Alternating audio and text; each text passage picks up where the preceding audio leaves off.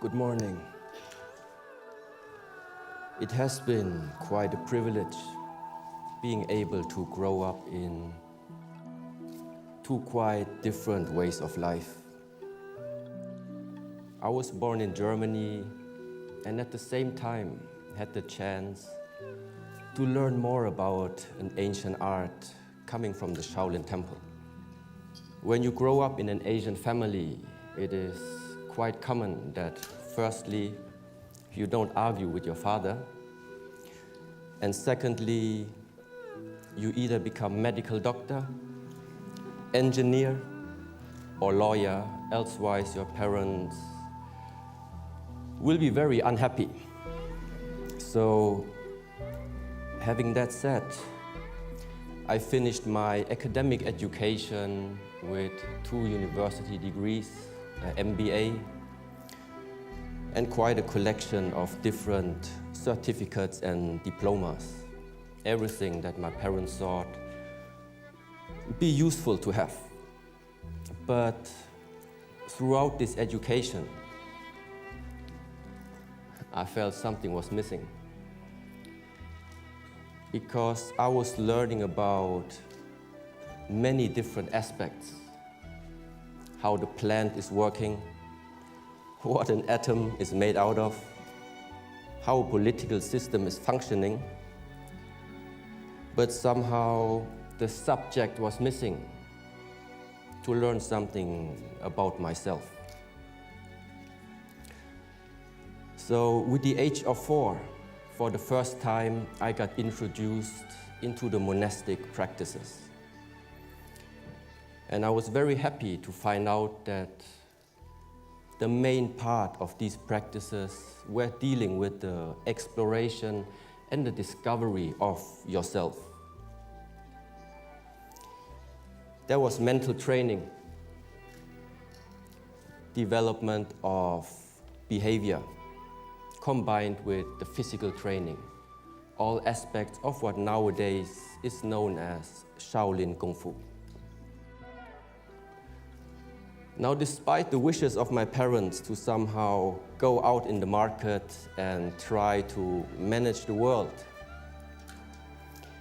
I decided to continue this monastic life and start learning more about myself first. Now, in the preparation for this talk, I was asked to share a few words on what is important in this lifetime. And see, it's already challenging to put 3 decades into a single talk. But the picture I would like to show you summarizes very much what I consider as being valuable in this lifetime. There is something about sharing with others. There is something about connection. There is the training and development of yourself. It is to enjoy your time, even doing nothing. And one main aspect is to find a way and do the things you like to do.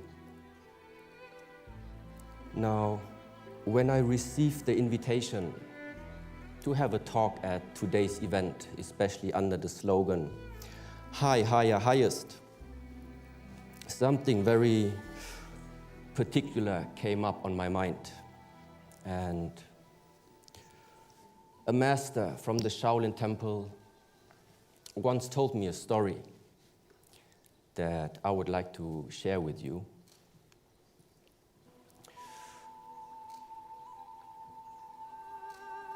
A man was living close to a mountain, and every day he was thinking, how would it be to climb that mountain, and what would I see on the peak? So finally the day came, and the man went on the journey. arriving at the foot of the mountain, he met the first traveler. So he asked, "How did you get up the mountain and what did you see from the top?" And so the traveler shared his path and also the view that he had. But then the man was thinking, the way that this traveler described to me sounds very exhausting. I need to find another way to climb. So he continued to walk on the foot of the mountain until he met the next traveler. So once again he asked, "How did you climb up that mountain? And what did you see from the top?" And so again the traveler shared his story.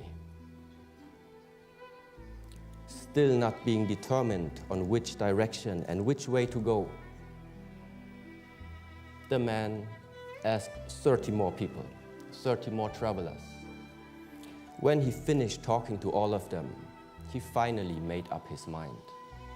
Now that so many people already shared with me their paths and especially what they all saw from the top, I don't need to climb there anymore. It is very unfortunate this man never went on the journey. Now, to conclude this story, firstly, each individual needs to find the most suitable way to climb that mountain. But secondly, there is information possible to be shared with words. But it is impossible to share the experience of clarity when you are standing on that peak by yourself.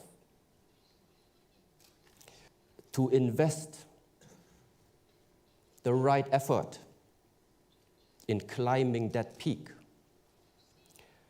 is very much what all the Buddhist practices, the Shaolin training, or any spiritual practice is about. Clarity means you see more clear. When you see more clear, interrelations become more apparent. When you see more clear, there is no need to believe anyone or believe anything. Seeing clear means you can distinguish for yourself which is the proper direction to take and which decisions do I have to make in order to make my goals or aspirations start to shape. Now, at today's talk, you will have the chance to become inspired by quite a lot of different travelers. But in this particular talk, I can't and I won't tell you which way to go. It's just that along your personal journey, you will encounter challenges. Those challenges will either prevent you, or some of them even stop you from moving on and climbing that mountain. In the Shaolin Temple, we refer to them as the 5 hindrances. The 5 hindrances are describing different states of the mind. In those states of the mind, it becomes very hard to see clearly and therefore engage in the right decisions. The first hindrance is called sensual desire. Sensual desire arises in the moment when you are paying attention to something that is giving you a positive emotion. This positive emotion can originate from 5 gates of your body: seeing, hearing, smelling, tasting, or feeling. So in your mind, you climb up that mountain. After 1 mile of walking, you discover a beautiful restaurant surrounded by beautiful people. You smell delicious food and the great variety of beverages. When you follow that temptation, you have already lost your track. When this temptation becomes so strong that you don't want to leave that place anymore, then the sensual desire has turned into an obsession. In both cases, remaining at that place means you can't get clarity. The second hindrance, ill will, describes a state of the mind that arises from negative emotions. In that state of the mind, you have an aversion, a rejection, or simply a dislike against either an object, a situation, or can be even a person. To simplify, it means you are climbing the mountain and it starts to rain, but you don't like rain. You discover the roads are bumpy, but you don't like bumpy roads. In order to cross the river, you need to swim, but you don't like swimming. Whatever it is that you dislike, it won't make it a pleasant journey. Unless you learn to let go of this ill will, it's more likely even that you won't continue that journey. The third hindrance, originally translated as sloth and torpor. Sloth means it's the heaviness of the body. Torpor means it's the dullness of the mind. It is characterized by sleepiness, non-motivation, lack of energy, and oftentimes can manifest itself in a state of depression. Now, a simile used in Buddhism describes it as imprisonment. You find yourself locked in a cell. It becomes very hard to make any type of mental or physical effort. So, in order to continue your path, there is only one option left. You need to find a way to get out from that hole, from that cell. Now, the fourth hindrance is called restlessness. It is the state of an unsettled mind. Unsettled mind means your mind cannot settle. Settle where? Settle in the present moment. An unsettled mind either is worrying about the future or traveling into the past and rejecting, judging about an event that happened into your past. A simile used here is the monkey mind, constantly jumping from one branch to another, unable to stay for a too long time at the present moment. The problem is there is no time to see clearly anymore. Now, the last of the 5 hindrances is called skeptical doubt, and is very closely related to a state of mind which is based on indecisiveness. It is very easy in that state of mind getting lost in thoughts. Can I do this? Is this the right path? What will the others say? What if this? What if that? The mind cannot synchronize with your own actions anymore.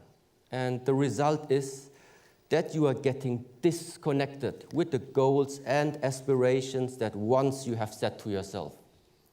When the way is filled with too much doubts, more often you will stop instead of moving on. That we know the 5 hindrances now, what are we going to do about them? You need to align and structure your life in such a way to prevent those hindrances from arising. If you are not successful, you need to use techniques in order to remove them. Each of these hindrances is placing a dark cloud on your mind or on the way of your climb. Simply remember one thing. Just let it rain. This is a 4-step method to help you removing those hindrances. The first step is recognize in what state of the mind you are finding yourself in. Afterwards, learn to accept, acknowledge, and allow the situation or a person to be the way how it is, to be the way how they are. Investigate your emotional and mental state and ask questions. Why did it come up? What is going to be the consequence if I remain in that state? And ultimately, non-identification means it is the practice. I am not the body. I am not the mind. I am not my emotion. It's just that I can see all these 3 aspects about me.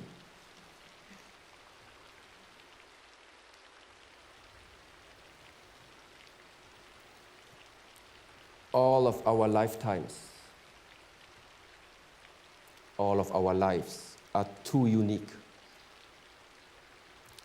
to copy the past from someone else.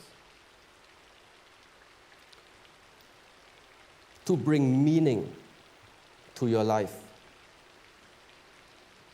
to bring value into your life, you need to learn and master yourself. And don't let the hindrances stop you.